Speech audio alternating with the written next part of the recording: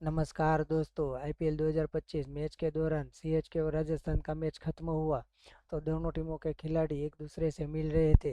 इस दौरान जैसे ही वैभव सूर्यवंशी धोनी के पास गए तो उन्होंने उनसे हाथ नहीं मिलाया बल्कि पहले पैर छुआ। वैभव के इस सम्मान को देखकर धोनी भी बड़ा दिल दिखाया और उनकी पीठ थपथपाई।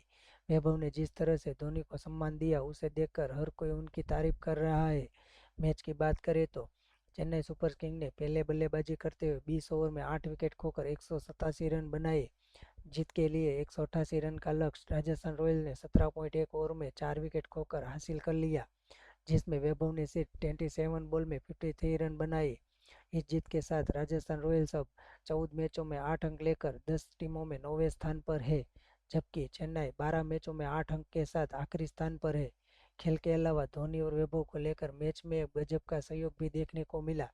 दरअसल आईपीएल इतिहास में ऐसा पहली बार हुआ जब एक साथ सबसे उम्रदराज और सबसे कम उम्र के खिलाड़ी मैदान उतरे थे। धोनी 43 साल की उम्र में आईपीएल 2025 में खेल रहे थे, जबकि वैभव की उम्र अभी 14 साल है। तो दोस्तों, वैभव सूर्यवंशी पर आपकी क्या राय है, हमें कमेंट में ज़रूर बताना। जय हिंद।